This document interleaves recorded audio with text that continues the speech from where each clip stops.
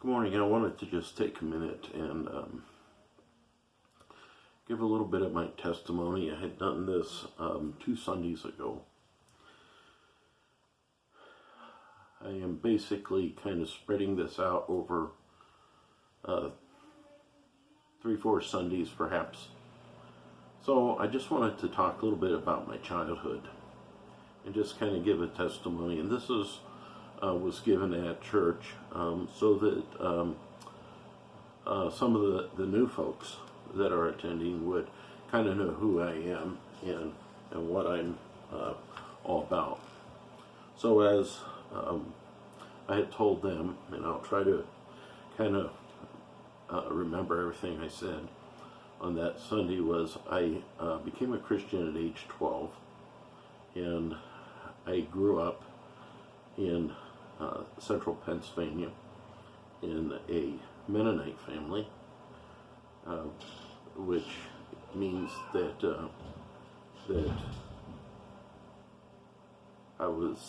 we were pacifists, and so that kind of plays into my story. So I wanted to mention that right kind of off the bat.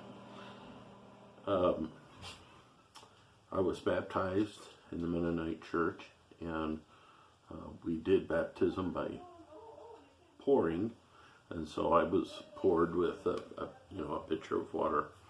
And growing up, probably the biggest thing maybe you need to know about my childhood, that I was a chubby kid. Although looking back at pictures, I wasn't as chubby as I thought I was, honestly. but I had a lot of bullying, and I can remember later in life when God really came and kind of worked on my anger.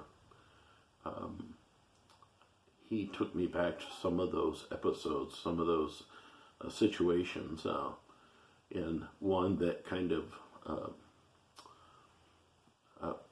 symbolizes most of them was that I was in music class, and I was in middle school, and some kid was teasing me unmercifully. He was sitting behind me, and I was, I knew that as a pacifist, if I got in a fight or hit somebody, I would get it probably from the principal, number one, and number two, get it at home. And so a lot of these times I really wanted to defend myself, but I couldn't. And so, or I felt I couldn't. But this kid had been so unmerciful all period long, and I just had enough. And so I stood up, turned around, and I cocked back. I was just going to hit him as hard as I could in the face, and the bell rang. And I was actually mad. I was so mad, and that I didn't get to do that. And probably was for my best, but and so I've had quite a few of those types of things that have happened over the years of my childhood years, and kind of even up into adolescence, I think. Another thing that happened was that I was sexually molested by an older boy, and then another neighbor boy, too, that I don't remember, but my brother does. So, that kind of was something that I didn't really remember until years later, when God began to show me some of the things in my life that I needed to forgive, things that had made me angry. As a young person, I had a lot of anger. Had a really, at least I consider that I had a very hot temper. And I think just that thing of always having to stuff things and not knowing how to handle conflict, and never talking about the elephant in the room, whatever it was, really caused me quite a bit of anger. And it was one of those things that I just really feel like I stuffed a lot of stuff, and just because of some of the bullying and stuff, I really wasn't confident. I lacked a lot of self-confidence, and as I look, at least, it seems to me I was obnoxious, kind of one of those kids that kind of needs to be seen, because I was kind of needing something, and so that was always something that I think about. Now, as a young kid, it wasn't all bad. I grew up in a very good family. We went to church. I was always in church when church doors were open, basically. And the Mennonite faith gave me, I think, a real good grounding. At this point, I wouldn't consider myself a pacifist, because I've kind of saw things in a different light. But still, it was a good. Some of the values of the Mennonite faith are very good. Family, community, those kind of things. And I had a lot of great friends, a lot of great cousins. And it was just, I grew up, uncles that had farms, so I was often on the farm, and as I grew older, I would help on the farm, help milk cows and that kind of stuff, and so I had a really good upbringing. And then right after middle school, we moved from southern PA up to central PA, and my parents bought my mother's parents' homestead, and that was wonderful because it was more out in the country. There was a stream that ran through it.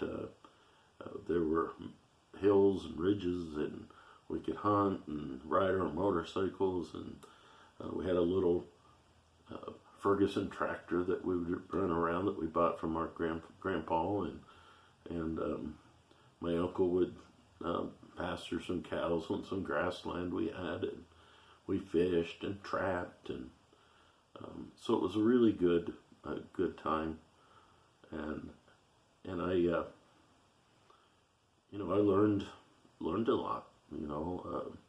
Learned to love to sing a cappella, and it was just there was a lot of good times too, and so I need to say that, because it certainly wasn't all bad, but I was very sheltered because we didn't have TV.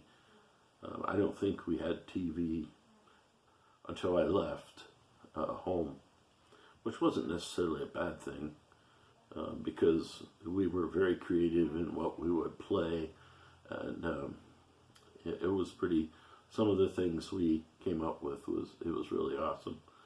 One of the things that I need to mention is that I feel like even back then I was called to be a pastor or to some kind of ministry. As a young person, I don't know, probably maybe 12, 13, 14, maybe a little younger. One of the things I loved to do was to pretend that I was a preacher, or even more than that, probably an evangelist. And I would stand in front of my mirror in my bedroom, and I would just open my Bible, and I would preach. And I would look in the mirror, and I would pretend that I was preaching to a stadium full of people, kind of like Billy Graham. Maybe that's where I got my inspiration. I don't know, but looking back on that now that I'm a pastor,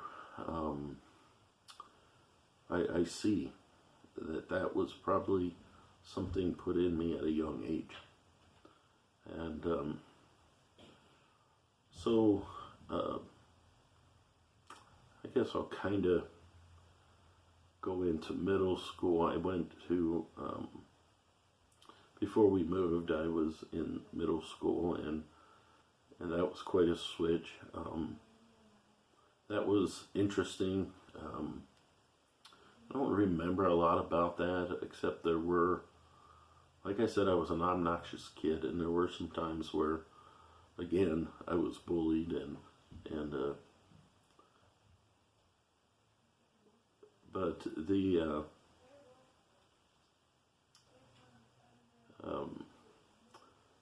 I had some teachers. I had one teacher that particularly was kind of hard on me, and I was so bad at math, and it was that new math, and bless my parents' hearts, they didn't know how to do it, and I didn't certainly know how to do it. Back then, they didn't really have tutors, and they didn't really care, and so I would go to school with my math homework not done, and I would go up to the board, and we had to do these problems on the board, and I would just stand there because I didn't know how to do it, and it was horrifying, and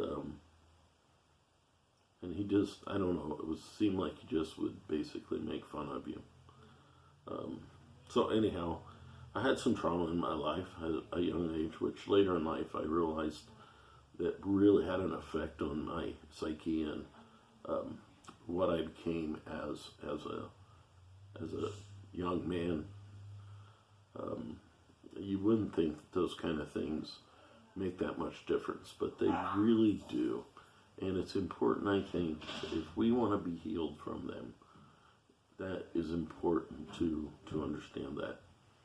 My favorite verse is Isaiah 61, like 1 through 4, where Jesus says that he was anointed to bind up the brokenhearted, to free the captives, to give oil of gladness for those that mourn. And then it ends with, they shall be oaks of righteousness, a planting of the Lord. And I look at my life, and I look as a young oak, I was pretty blown around, and I was pretty beat up on sometimes. But hopefully it's made me become an oak of righteousness, a planting of the Lord. So next week we'll kind of look at, or 2 weeks from now,